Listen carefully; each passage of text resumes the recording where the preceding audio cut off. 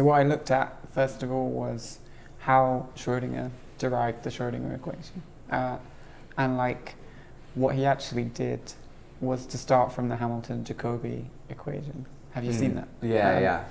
Where you basically you have this function that's called Hamilton's principal function S, and it's kind of like a potential for the momentum, in the sense that in the Hamilton-Jacobi theory, you think of, instead of thinking about where the particle, thinking of a single particle on a single trajectory, you think about all possible trajectories, and like thinking of them all at once, the momentum becomes like a vector field instead of just a vector, and it's a vector field whose integral curves are the trajectories, the possible trajectories.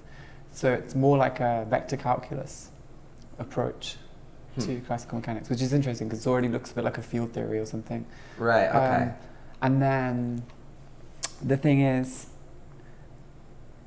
so it's already, it already, like if you're going to develop a theory of particle physics and you're alive in the 1920s, this is the obvious place to start, because you don't know the initial conditions, so you don't know which trajectory the particle's on, so you have to think about all possible trajectories at once, and then come up with some kind of probabilistic theory based on that.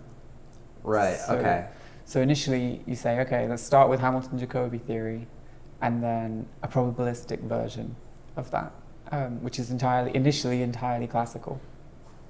And then you just like, so you could just, and another nice thing about Hamilton-Jacobi theory, which is just a logical consequence of like conservation of matter, or at least in non-relativistic theories, is that the trajectories satisfy the conservation equation, that is, they're never created or destroyed. So like d rho by dt plus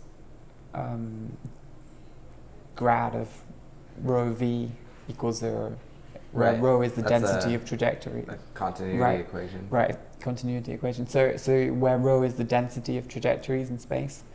And if you think about it, that's exactly the rho that you want to use as like the probability of finding the particle, because you find it where the trajectories are more dense. Exactly. So if you normalize rho, it basically becomes a probability density function. Yeah. You already like the Hamilton-Jacobi equation and the continuity equation can basically be seen as like what are going to become the real and imaginary parts of the Schrödinger equation. Oh, okay. So it's the real and imaginary. But it's not quite there yet because this is classical. Yeah. So the leap is that for some random reason, Schrödinger makes the Hamilton's principal function, which is like this potential for the momentum, i.e. like P is grad S, or nabla S, whatever you call it.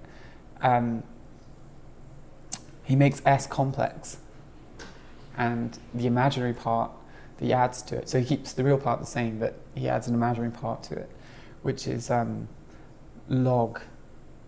log of the probability density function, log rho, or it's actually minus I h bar over 2 log rho.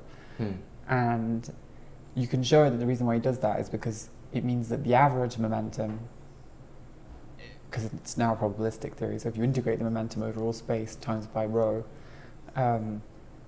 it's not changed, because rho times grad log rho, when you take the derivative of the log, it pulls out a 1 over rho, which hits the rho at the front and gives you a total derivative. So basically, he just picked it because it just it doesn't mess with the classical values, and it's the only thing. It's pretty much the most obvious thing you can pick that doesn't mess with the classical values. I don't think he knew why he was doing it.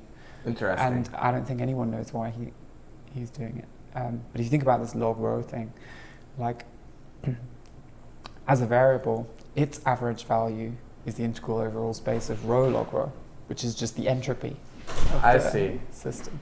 So like basically it's related to like, so I think that you could actually derive the Schrödinger equation from first principles, like not from first principles, but as a natural extension of combining classical mechanics statistics and like information theory. Yeah. And that's basically what I'm trying to do.